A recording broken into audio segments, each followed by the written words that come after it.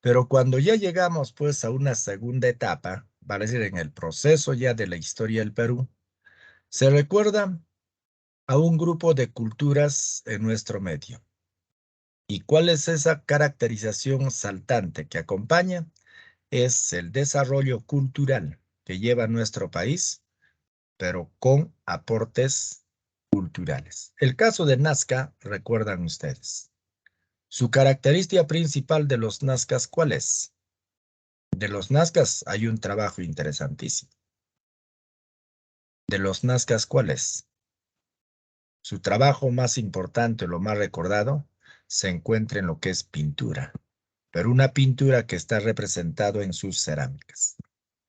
Cantidad de colores interesantes conocieron. Por eso es que le llaman pictóricos. Cuando hablamos, por decir el caso, pues, de la cultura de los paracas, su caracterización más saltante de ellos, ¿dónde radica? Mayormente en lo que es su textilería y a la vez su medicina. Son trabajos interesantes que están relacionados a estos. Pero veamos por partes y cuál es la condición de desarrollo. Entonces, el título para nosotros está relacionado a este trabajo característico. Se habla de las sociedades clasistas del Perú preinca. Muchos de nosotros hablamos simplemente de culturas preincas. Otros hablan de sociedades clasistas. ¿Por qué sociedad clasista? Por las diferencias de clases que se desarrollaron en nuestro país. Pero hablamos de preincas cuando hablamos solo de culturas que se van desarrollando durante este proceso. O sea, ahí hay una expresión cultural interesante que nosotros llevamos. Ahora, cuando se habla de sociedades clasistas, el proceso clasista, vuelvo a repetir, me permite conocer a las culturas que se diferencian por clases. Pero todo este proceso cultural, ¿a dónde me lleva? Inicialmente a querer recordar el origen de las culturas preincas. Pero un origen interesante, donde no todos consideran que lo más antiguo viene a ser, me dicen Chavín, según Julio Cetello, si no existen otros personajes que acompañan otras características. ¿Y cuál es uno de esos trabajos más importantes que destaca? De todo el grupo, se mantiene un elemento tradicional. ¿Cuál es? La explicación que nace sobre el origen en base a teorías. Ya vienen teorías lo que explican en ello. Ahí se habla de la teoría autoctonista, la teoría inmigracionista. Se tiene la teoría aloctonista y el cuarto es la teoría hologenista. 4 teorías que nos van a hablar sobre el proceso pre-inca en nuestro medio. Y ese dato está aquí, ¿ve? En relación a teorías, el primero es la autoctonista. El segundo es la inmigracionista. El tercero es la teoría aloctonista y el cuarto es la llamada teoría hologenista. 4 teorías que acompañan o caracterizan al proceso cultural en nuestro medio. Ahora, si hablamos nosotros de este primero, la llamada teoría autoctonista, recordamos así. Autoctonista, ¿por qué? Porque sostiene que el origen más antiguo de nuestras culturas se encuentran dentro de nuestro país. Lo que quiere decir que nuestras culturas son autóctonos, son originarios de nuestro país. ¿Quién sostuvo ese primer planteamiento? Es el recordado Julio César Tello. Según Julio Tello, el origen más antiguo de nuestra cultura se encuentra en la Amazonía peruana. Ahí se da la presencia de una de las tribus más antiguas, la tribu de los arawaks. ¿Y a quién da origen poblacionalmente los arawaks? Los arawaks dan origen ¿a quién? Ellos van a dar origen simplemente a Chavín. El primer elemento cultural que acompaña pues a este proceso autoctonista. Pero posterior a la teoría autoctonista se suma la llamada teoría inmigracionista. Ahora, lo de inmigración también recordado. ¿Por qué inmigracionista? Porque sostiene que el origen más antiguo de nuestras culturas no están en el Perú, sino se encuentra dentro de Centroamérica o dentro de lo que es las culturas mesoamericanas, naciendo en ello los mayas y los aztecas, quienes supuestamente son los que permiten el desarrollo de nuestras culturas. Y según ¿Quién? Se dice que nuestras culturas descienden pues de mayas y a la vez aztecas. Ahora, esa caracterización, muchos de ustedes lo recuerdan, una expresión cultural que está relacionado gracias al conocido Max Maxule. Entonces, según Maxule, está en Centroamérica. Pero ¿qué culturas nacen de mayas y aztecas? Los que nacen de ello viene a ser la llamada cultura de los protonazcas y los protochinos. Vale decir, hablamos solo de culturas costeñas. Y eso es otra de las grandes caracterizaciones que llevo consigo. Complementa ello y viene pues la llamada teoría aloctonista. Ahora, el proceso aloctonista es una de las actividades también tradicionales para nosotros, donde sostiene que el origen más antiguo no está en el Perú, tampoco está en Centroamérica, sino está en una cultura más cercana a nuestro país. En el interior del Ecuador se da la presencia de la cultura de los Valdivia. Valdivia es el punto de origen de todas nuestras culturas en nuestro medio. ¿Y quién sostuvo que en el Ecuador se encuentra el origen de nuestras culturas? Es Federico Kaumann. Y según Kaumann, la cultura más antigua del Perú viene a ser Chavín y a la vez Tiahuanaco. ¿Ve? Centros culturales interesantes que va sumando también a este hecho. Eso es la llamada aloctonista. Posterior a este proceso aloctonista vendría pues la llamada teoría hologenista. Ahora, el proceso hologenista es interesante. ¿Por qué hologenista? Sostiene que el proceso cultural más antiguo de nuestro país está relacionado solo a una actividad y a un solo proceso. ¿Y cuál es esa actividad? Que gracias al hologenista sostiene que todas las culturas que nacen en Perú fueron netamente peruanas. No hay descendencias ajenas, sino simplemente irradiación. Hay aportes culturales ajenos a nuestro país. El que lo fundamenta ello es el conocido, miren, el recordado Luis Guillermo Lumbreras. Según Lumbreras, todas las culturas son netamente peruanas, culturas que sufran irradiación interna y a la vez externa. Y esa es la distinción más saltante que acompaña pues a este proceso característico. Para nosotros autoctonista, inmigracionista, aloctonista y hologenista. Repito, ¿qué sostiene la teoría autoctonista? Que todas las culturas son netamente peruanos. Chavín, matriz del Perú. Inmigracionista, que nuestras culturas tienen origen mesoamericano, descendemos de mayas y aztecas.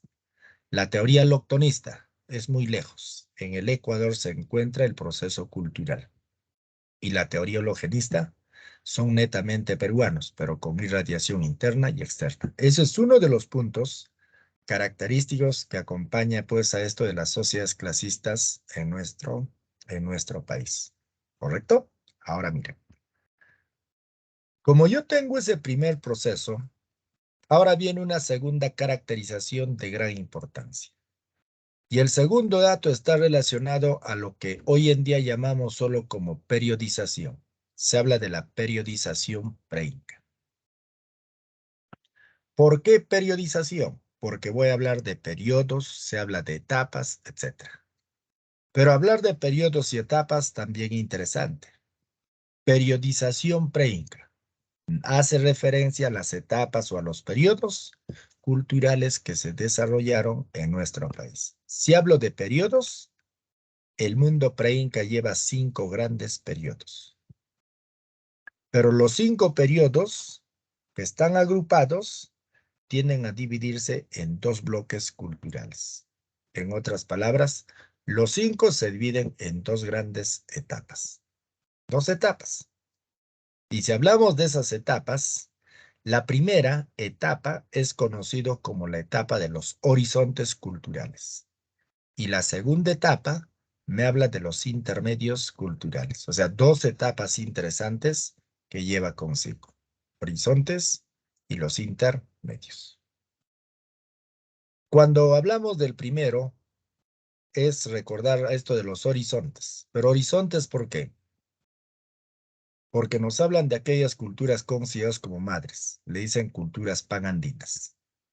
Un grupo de culturas interesantes que está representado por el recordado John Roe, y él es el personaje más recordado de nuestro medio.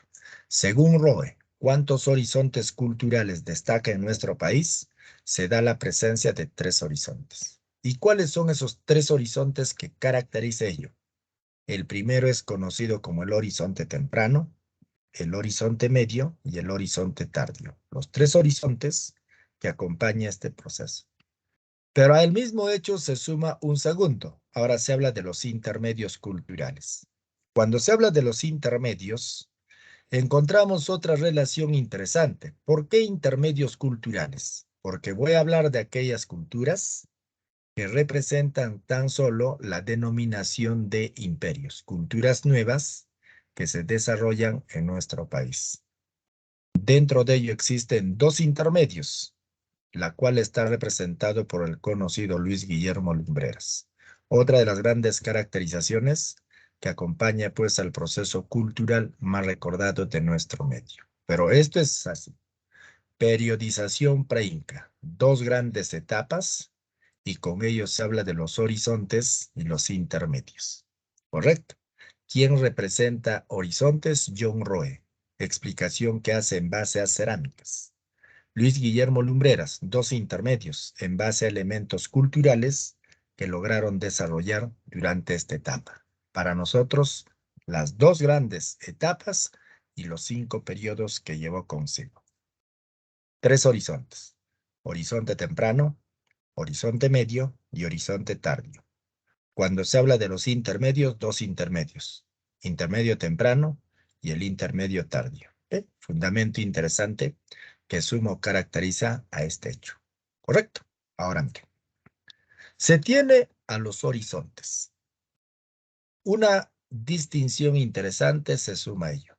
Ahora viene el recordar el orden de las culturas preincas según los horizontes y los intermedios. Y preguntaría a ustedes, ¿quién de ustedes puede recordar el orden de las culturas preincas? Quizá por ahí escucharon por mnemotecnia la frase, pues, que nos va a mostrar a las culturas preincas en nuestro país. ¿Cuál es esa frase que lo caracteriza ello? Por mnemotecnia, escúchenlo. La frase es Chapamona Tía Huachi. Esa es la frase que acompaña a las culturas preincas en nuestro medio. Repito, es Chapamona Tía Huachi. Mírenlo ahí en pantalla y ese primer proceso va así. 1. Chapa. Mona. Tía Huachique. Listo. Ahí tengo al grupo de culturas que alcanzó a desarrollarse en nuestro país. Chapamona, Tía Huachique. Es un fundamento característico que llevamos. Ahora, quiero recordar el nombre de las culturas según ese proceso. Entonces, según esta actividad, vendría así. Uno es Cha. Hablamos de Chavín. Paracas. Mochica. Nazca. Tiahuanaco. Huari. Chimú y quechuas. Ese es el orden de las culturas preincas que llevamos en nuestro medio. Chapamona, Tía, Huachi. Ahora, cuando hablamos de todos ellos, el primero es Cha, me dice Chavín, el segundo Paracas. Las 2 culturas pertenecen al horizonte. Los 2 forman parte del horizonte temprano. Y este es el primer dato, horizonte temprano. Posterior a ello viene Mochica y Nazca. Ahora, cuando hablamos de Mochica y Nazca, encontramos a otro grupo cultural interesante. Los 2 pertenecen al intermedio temprano, Mochica y Nazca, intermedio temprano. Posterior a ello vendrían otras 2 culturas. Ahora tengo pues a la cultura de los tiahuanacos y a la vez los huaris. Pero hablar de tiahuanaco y huari también interesante. Estos 2 pertenecen al grupo de los horizontes. Tenemos en ella el horizonte medio. ¿Ve? Sigue ello, encontramos a la cultura de los chimús. Ahora, los chimús forman parte del intermedio. Se habla del intermedio tardío. Y al final de ello tenemos a la cultura de los quechuas, quien representa el grupo de los horizontes. Quechua, el llamado pues horizonte, se habla del horizonte tardío. Ahí tenemos ese orden cultural que me está llevando pues a determinar lo que es periodización. Para nosotros los periodos más importantes que acompañan pues a cada una de las civilizaciones. Un fundamento interesante que relaciona el orden de las culturas preincas en nuestro país. Fundamento sencillo y característico sobre esta parte. ¿Alguna pregunta, chicos? ¿Se entiende? ¿Podemos recordar esos datos? Bien, vamos con el siguiente. Miren, hasta ahí tengo establecido un dato sencillísimo. Me están hablando solo de los periodos. Me hace recordar quién es el personaje que establece esto de los horizontes, de los intermedios, etc. Ahora toca la parte más facilita, la explicación de cada cultura que alcanzó a desarrollarse en nuestro país. Voy con el primero.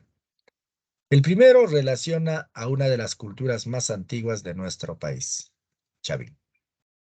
Su expresión cultural más recordada de Chavín está relacionado a este trabajo que comúnmente lo recordamos nosotros, el llamado lanzón monolítico, uno de los trabajos más importantes que acompaña pues a esta cultura. Para nosotros, Chavín. ¿Cómo es llamado Chavín? Por los trabajos hechos en piedra, le llaman los maestros en escultura lítica. Y ese es el primer trabajo. Pero hablemos de su formación y el desarrollo que llevó consigo. Chavín es una de las culturas más antiguas que alcanzó a desarrollarse en nuestro país. Estudio hecho en el interior de Ancash. Aunque muchos me dicen, oye, profe, ¿y el origen dónde se encuentra? El origen está en la Amazonía peruana. Su origen en la Amazonía. Pero su representación cultural o el desarrollo cultural se encuentra en el departamento de Ancash, provincia de Huari, distrito de Mosnia. Esa es la más grande caracterización que lleva consigo Chavín, con Julio César Tello. Según Julio Cetello, Chavín es considerado como cultura matriz del Perú, debido a la antigüedad y al desarrollo cultural. Pero lo más interesante de Chavín está relacionado a sus grandes manifestaciones culturales. ¿Y cuáles son esos elementos culturales que llevó consigo Chavín? Entre los elementos culturales más recordados se encuentra pues su escultura. Ahora miren, la escultura de Chavín se caracteriza por ser hecho en base a piedras. Hablamos de piedras grandes. Uno de los trabajos más importantes que llevó ello viene a ser el lanzón monolítico. Se tiene las cabezas clavas. Encontramos al obelisco Tello. Se tiene las estelas de Raimondi. Y con ello un trabajo más.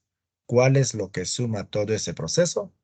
El quinto viene a ser las cernices, los grandes trabajos que caracterizaron el desarrollo escultórico más importante o tradicional de Chavín. Y eso es lo primero.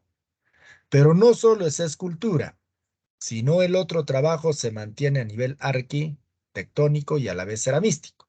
Ahora en cerámica, impresionante. ¿Por qué se caracteriza Chavín en cerámica? Porque representa huacos. Se habla de huacos ceremoniales, pero huacos ceremoniales que lleva consigo un hecho interesante. Tienen formas globulares, tiene dibujos en alto relieve y su más grande caracterización es que está representando un solo color. A ellos le llaman los monócromas de la antigüedad. Mira, o sea, estamos hablando de monocromía. Ahora, la monocromía es uno de los trabajos también interesantes. Estoy hablando solo de un color, monócromas, de un solo color. ¿Cuál es el color que lo caracteriza? Es el color oscuro. Eso es lo que va a caracterizar a ellos, el color oscuro. Pero de ese color oscuro, lo más interesante, ¿cuál es?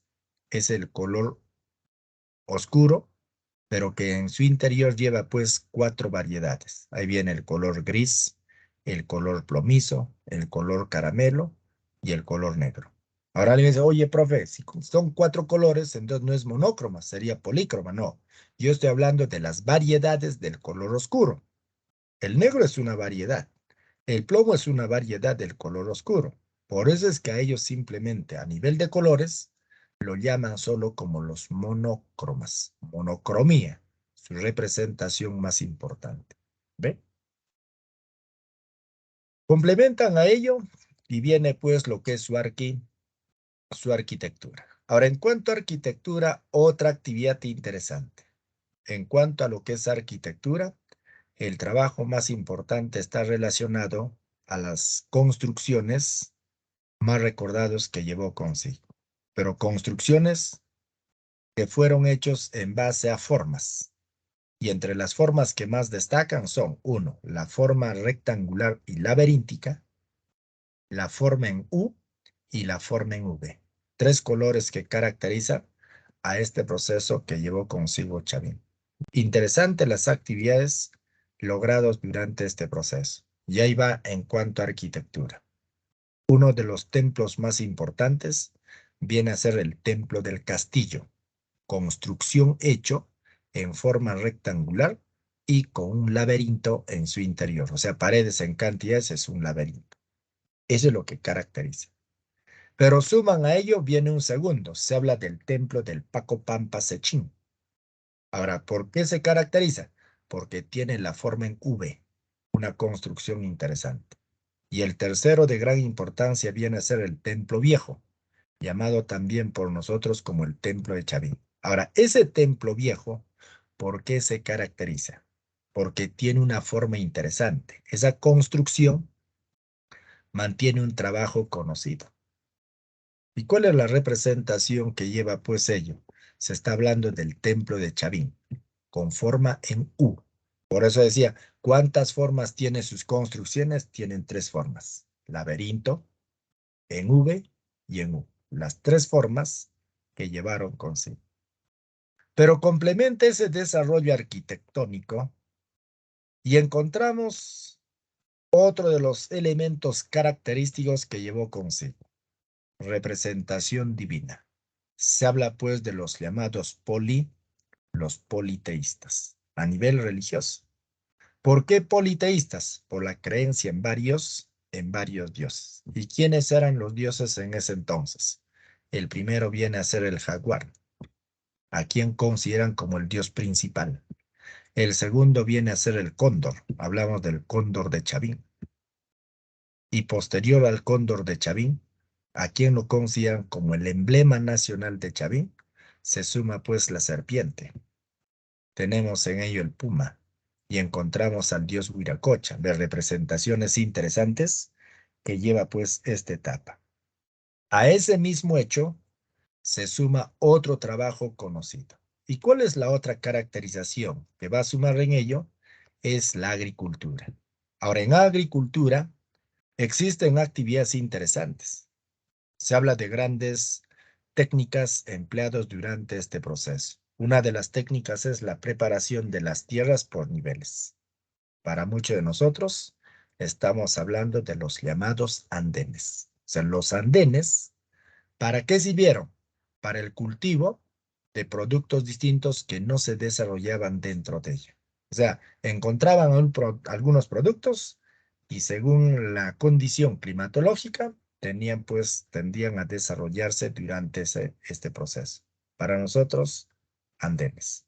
Y el producto más importante desarrollado en ese entonces viene a ser el maíz. El producto más importante que llevó consigo pues Chavín. ¿Ve? Termina Chavín y viene una segunda cultura. La segunda cultura es compañera de Chavín, con tiempos. Esta viene a ser Paracas. Su caracterización más importante, Paracas, gira pues en base a esta imagen. Una imagen interesante en la cual nos hablan pues de lo que es la llamada medicina. Estamos hablando de lo que es la trepanación craneana y el proceso de la deformación. Paracas geográficamente se desarrolla en el departamento de Ica. Mira, departamento de Ica. Su máximo representante o estudioso es Julio César Tello. Él es el representante máximo que acompaña. Su más grande expresión cultural logrado por ellos está relacionado a sus dos periodos culturales que llevó consigo Paracas. ¿Y qué nombre tienen sus periodos? El primero es el periodo Cavernas y el segundo es el periodo Necrópolis. Estamos hablando del periodo Cavernas funerarias y el periodo Necrópolis. Cuando hablamos de cavernas, cavernas mantiene trabajos interesantes, pero muchos cuando hablamos de cavernas, simplemente quiero darle yo cierta forma o característica, no me es posible. Pero si yo agrego su segundo nombrecito ya con cavernas funerarias, ya tiene otra actividad tradicional. ¿Por qué cavernas funerarias? Porque me hablan de entierros y me hablan pues del arte funerario. Y esa es la más grande caracterización que llevó consigo cavernas. Y ese dato está aquí. Mire, uno, momificación. El caso de funerarias, el arte funerario es el arte de los entierros, en la cual se mantiene lo que es el embalsamiento de muertos y a la vez se habla del proceso de la momificación.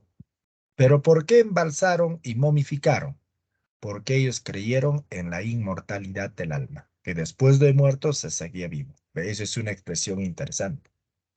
Pero una de las más grandes caracterizaciones que lleva Paracas está relacionado al proceso de su textilería. Pero una textilería tosca y mantiene un solo color. Solo sirvieron para envolver a los muertos o a las momias en ese entonces. Estamos hablando de los fardos funerarios. Ahora, la expresión de fardos funerarios es interesante. ¿Por qué fardos funerarios? Trabajos hechos en base a, dice, una textilería que representa simplemente lo que es la parte oscura. Para muchos de nosotros, cubierto en ellos las momias, que alcanza a generar durante este proceso. Pero existe otra actividad en Paracas. ¿Y cuál es ello? Se habla pues de lo que es las tumbas. Y cuando hablamos de tumbas, lo más interesante en ello es su forma. ¿Qué forma tienen las tumbas que representan ellos? Viene a ser formas globulares. La forma, me dicen pues, de una botella, se habla de una copa invertida, o algunos hablan pues de la forma de un vientre. Pero esa es la distinción más saltante que acompaña pues a sus tumbas de Paracas. Vendría otro trabajo, y el otro trabajo está relacionado a su arquitectura. Y cuando hablamos nosotros de arquitectura, ¿cuál es el trabajo arquitectónico más importante logrado por los Paracas? A nivel arquitectónico, interesante. Ellos se dedicaron a la construcción de una ciudadela impresionante, capital de los Paracas, la llamada ciudad de Tajahuana, pero capital de Paracas Cavernas, Tajahuana. ¿Ves? Interesante. Complementan a ello y viene el segundo periodo, llamado por nosotros como el periodo Necrópolis. Ahora, Necrópolis genera una actividad también conocida. ¿Cuál es su más grande caracterización de Necrópolis? Es aquella cultura que nos muestra uno de los trabajos más importantes. Necrópolis, necro, dice necro significa muertos, policiudad, la ciudad de los muertos. El primer trabajo está relacionado a lo que es la deformación craneana y el otro es la trepanación craneana. Cuando hablamos nosotros de deformación, la deformación es intencional. Mire, deformación es intencional. Pero ¿cómo es eso de una deformación intencional? La deformación es un trabajo en la cual ellos alcanzaron a desarrollar, decía, de forma intencional, para ver las diferencias o distinciones que se dio entre ellos. Pero una distinción interesante, donde cada caracterización que llevó estuvo relacionado simplemente a las diferencias de clases. E inclusive la deformación, ¿para qué hicieron en ese entonces? Solo para mantener diferencia social. O sea, una persona que tenía un cráneo deformado pertenecía a una clase distinta. Pero eso es intencional. Cuando el pequeño nacía en ese entonces, ¿qué sucedía? Era pues igual a papá o a mamá. Sus cabezas eran similares. Pero la diferencia entre ellos, ¿cuál era? De que esas cabecitas que se mantenían generaba pues un proceso, que la deformación hacía que ellos pertenezcan a un grupo social distinto. Por eso es que lo deformaron de forma intencional. Pero otra de las grandes caracterizaciones que lleva también se mantiene de forma interesante, y en ello encontramos su textilería, otro trabajo interesante. Pero en esta parte sí, hablar de textilería es hablar simplemente del trabajo más importante de Paracas, cuando hablamos nosotros de los mantos de Paracas. Y esos mantos estuvieron pues elaborados en base a la lana, al algodón y a los cabellos humanos. ¿Pero por qué el cabello humano? Porque le daba mayor realismo a las actividades que llevaron consigo. Y cada dibujo que se mostraba en sus paredes de sus tejidos tenía pues un significado. Le decían los tocapos.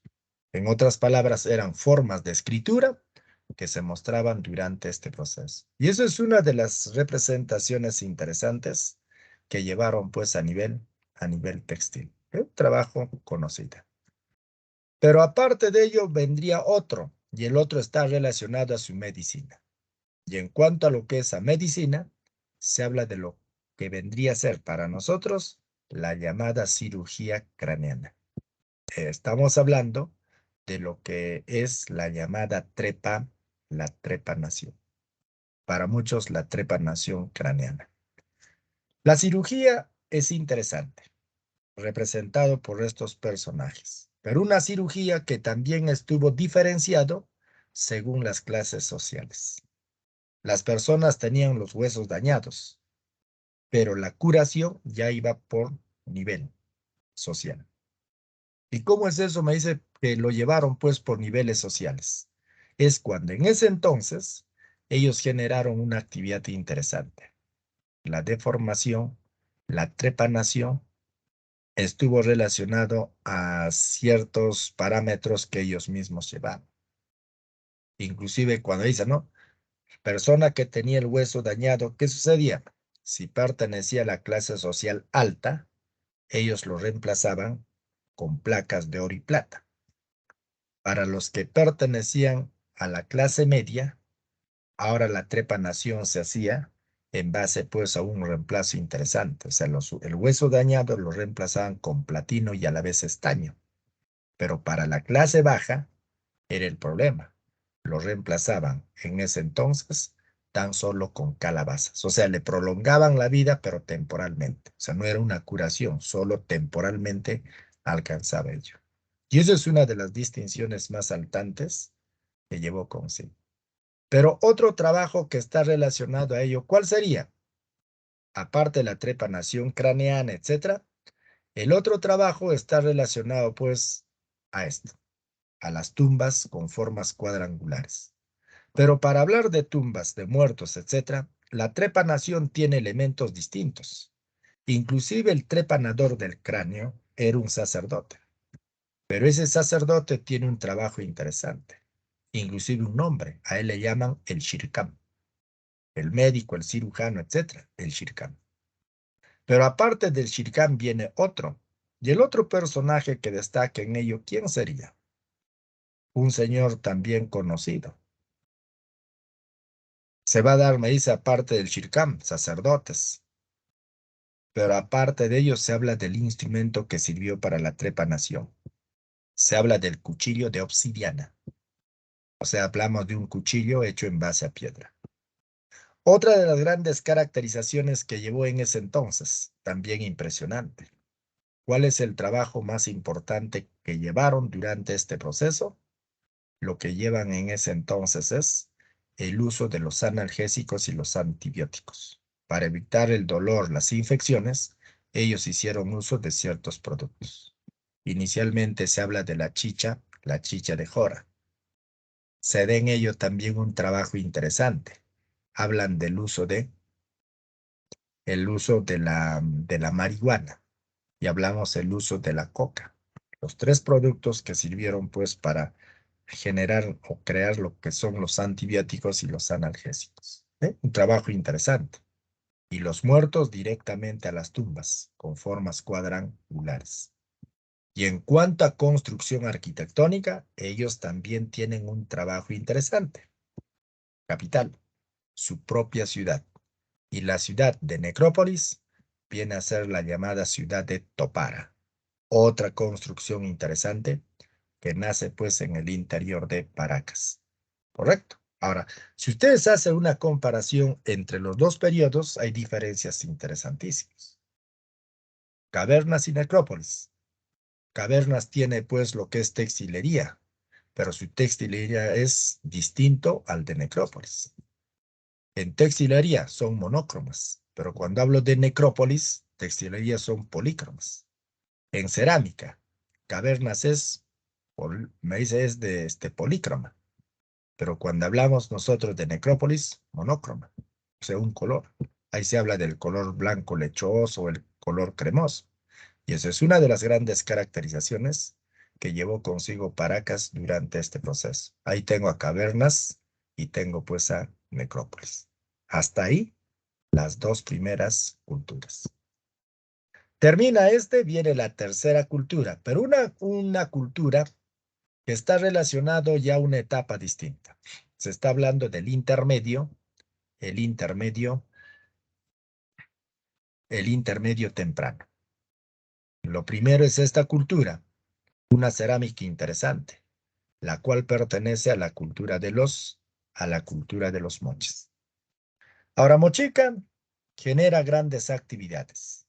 Los moches alcanzan a desarrollarse en el interior de la Libertad. Mira, nace en el departamento de la Libertad.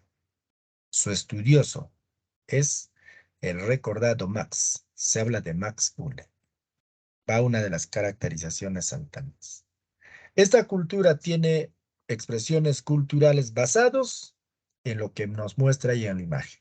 Lo más interesante de ellos es su cerámica. Fueron grandes ceramistas, y esa es una de las más grandes manifestaciones culturales que llevó consigo. Pero cuando hablan de cerámica, impresionante. Se está hablando pues de la presencia de huacos. Hablamos de huacos retratos. Se habla de huacos eróticos o sexuales. Pero los huacos retratos, ¿por qué retratos? Porque retrataron el estado de ánimo de las personas. Mira, retratan el estado de ánimo. Y cuando hablamos de lo erótico, ¿y lo erótico por qué? Porque se habla de una expresión sexual, donde ellos representan la práctica de la sexualidad que llevaron consigo. O sea, estamos hablando pues de una práctica frente a lo que es las llamadas poses sexuales, su actividad sexual que llevaron consigo.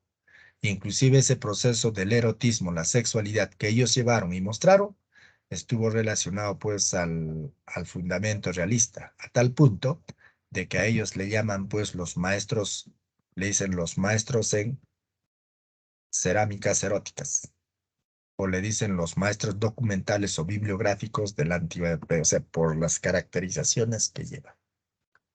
Otro de los elementos representativos y característicos que llevó consigo estuvo ligado pues a su escritura. O sea, no solo era pues el erotismo, su cerámica, etcétera, sino su escritura. En escritura interesante. La escritura que lo caracteriza a ellos es una escritura que está relacionado al uso de los pallares. Ahí viene pues la llamada escritura de tipo pallariforme, en base a pallares. Ahora, hablar de esa escritura pallariforme, su caracterización más interesante de ellos, ¿dónde radica? La escritura de tipo pallariforme está relacionado, nos dicen pues, al estudioso de nombre Rafael Arco. Para él, nace solo en base a payán. Otra de las grandes caracterizaciones se mantiene a nivel arquitectónico. Y en arquitectura, lo más importante, ¿cuál es? La llamada ciudad de Pacatnamu. Pero el trabajo más recordado por nosotros viene a ser la construcción de las llamadas huacas.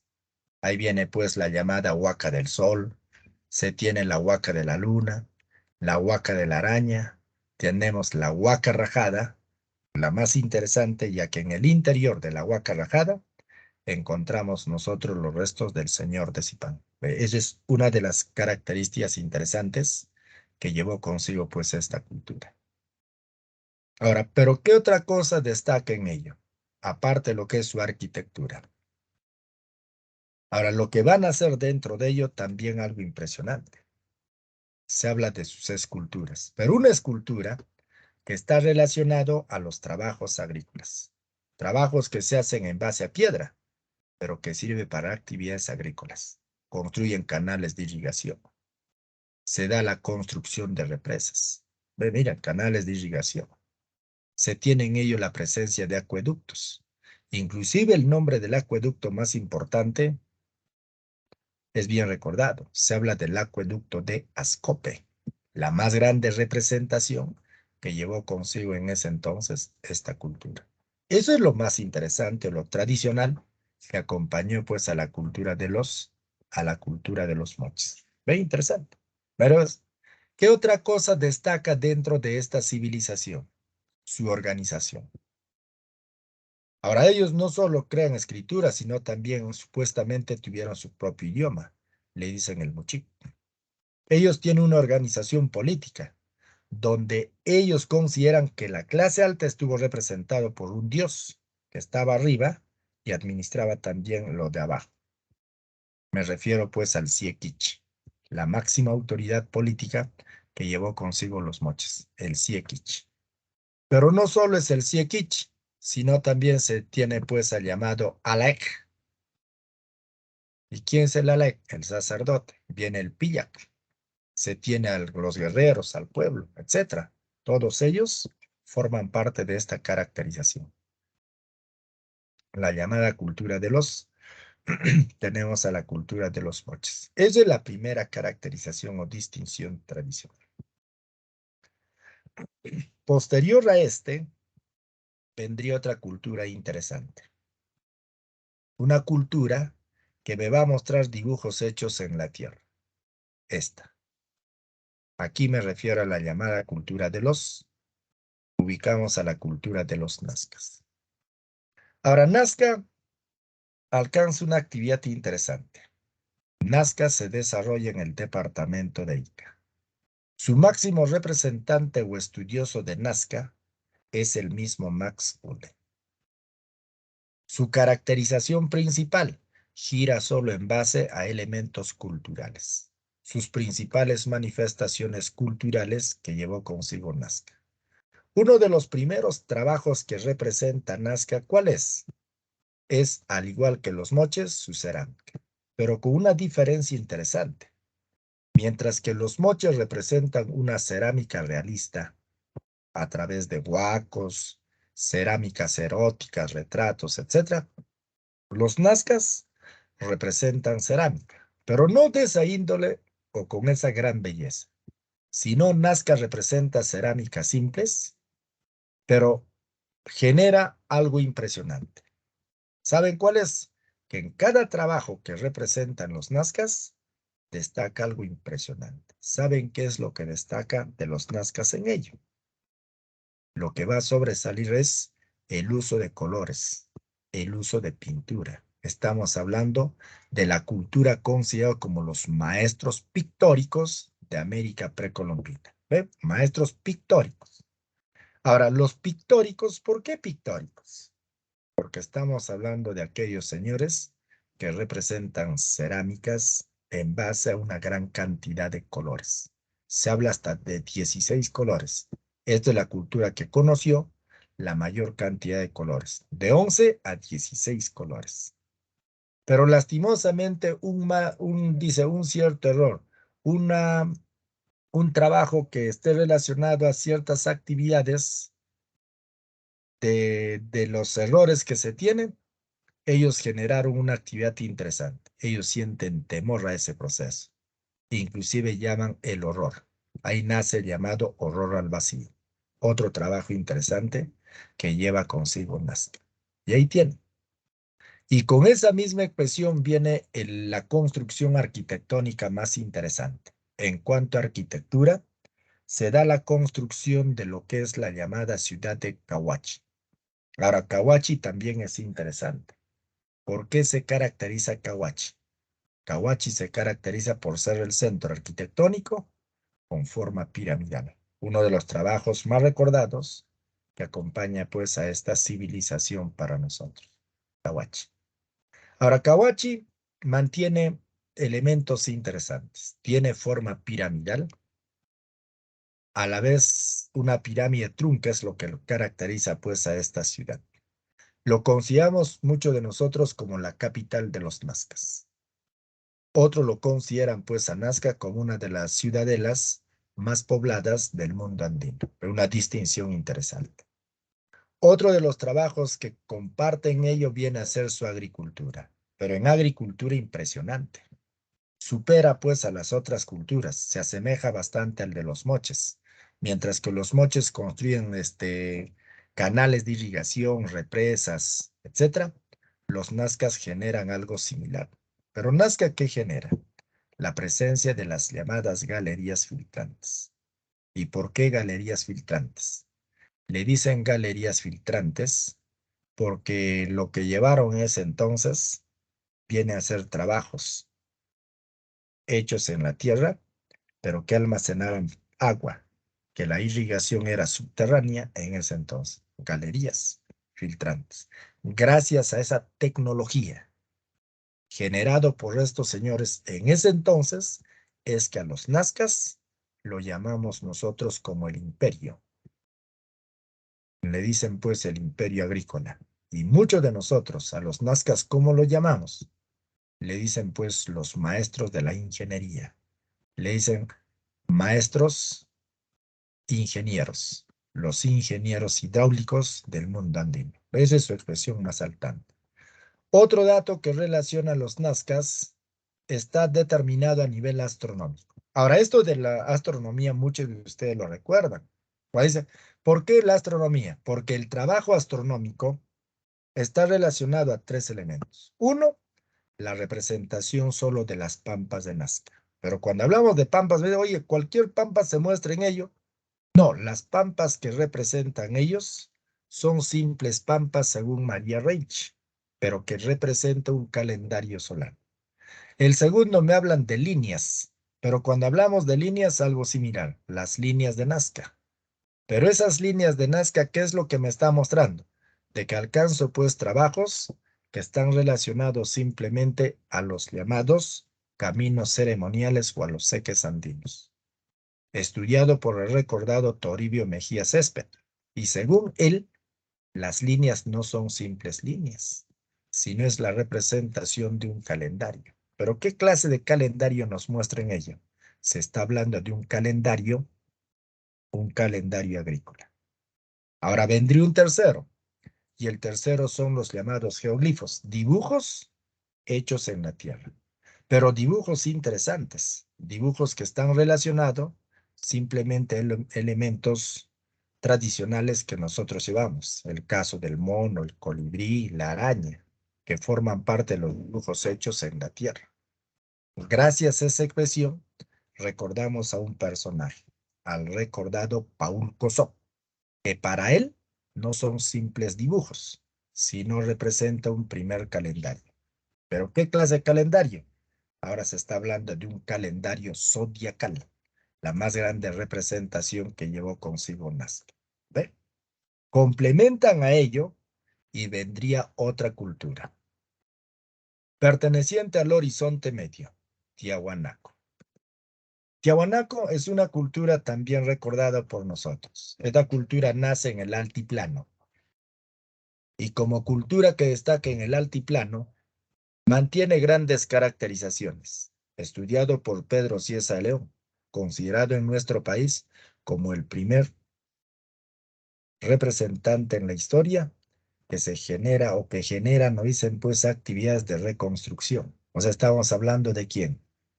De uno de los cronistas más importantes que se desarrolló en nuestro país. Su distinción más saltante de los tiahuanacos está relacionado, uno, al trabajo más importante que llevó consigo. Primero se habla de lo que es su cerámica, la presencia del vaso ceremonial de boca ancha. Para muchos de nosotros se habla pues del quero. Ahora, ¿qué es el quero? Un vaso ceremonial que en sus paredes tiene dibujos en alto relieve, pero es cerámica hecho en base a madera, por eso es que le dicen el pebetero. Otra de las grandes caracterizaciones se mantiene lo que es su arquitectura. Ahora, en arquitectura tenemos pues ciudadelas, palacios, lo que se construyeron en ello, y uno de ellos es el Palacio de Calasasaya. El segundo es el conjunto de Pumapunco. El tercero es la fortaleza de Acapana, de grandes construcciones que llevó en ese entonces. Otro de los trabajos interesantes está relacionado a su escultura. Ahora, en escultura, sí lo que ven ustedes ahí. En escultura se da la presencia de la Portada del Sol. Tenemos en ello la presencia de las chulpas. Aparte de las chulpas y la portada, uno de los trabajos más interesantes viene a ser pues el caso de los monolitos, de trabajos interesantes.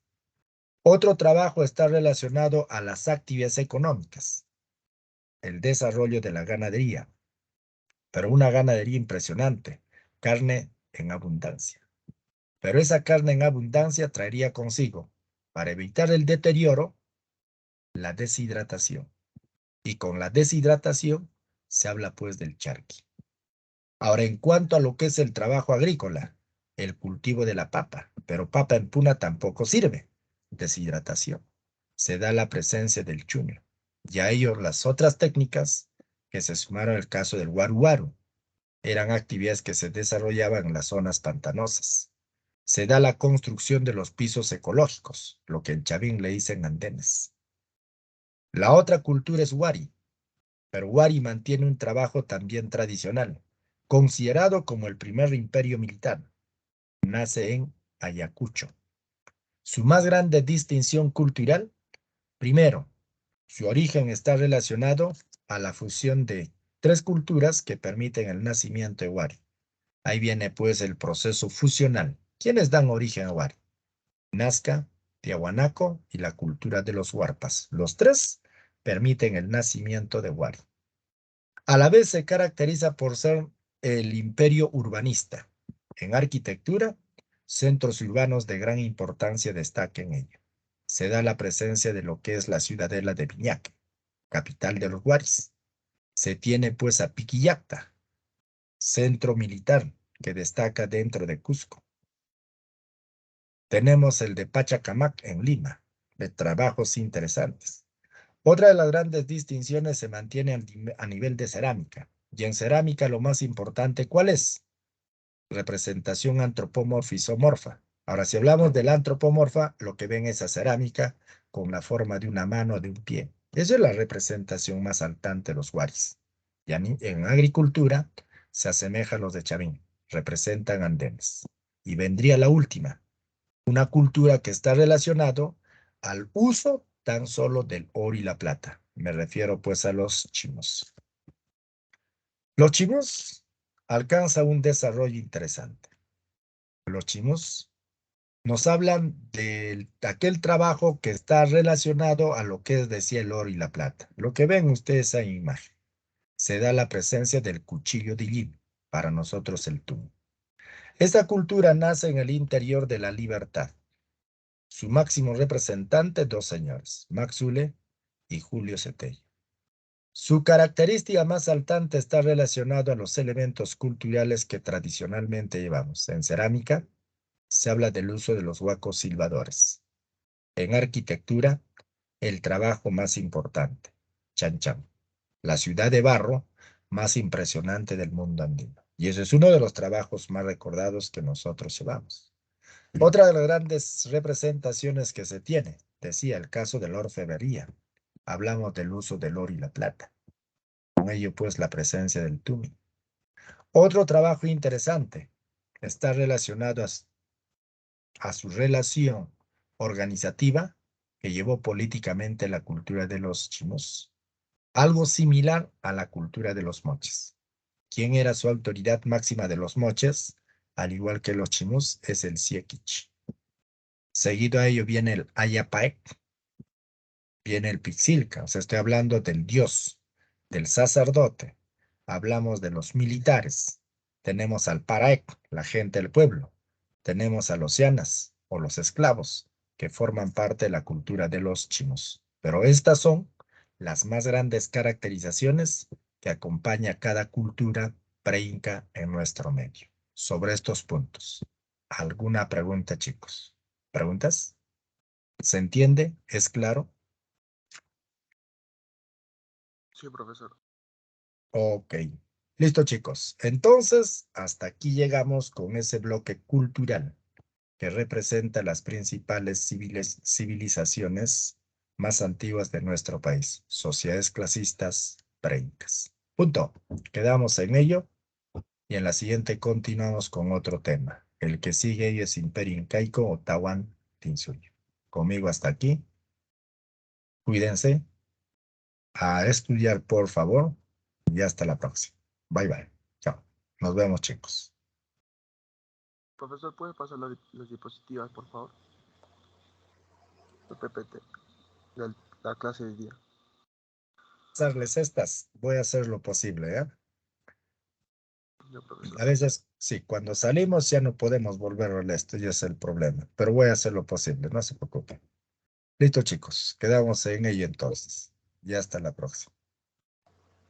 Gracias, profesor. Hasta la próxima. Listo. Ahora, eso de la etimología de Chavín. Chavín es grande o antiguo. Ese es el proceso etimológico que lleva, pues, Chavín. Listo. Nos vemos y hasta la próxima.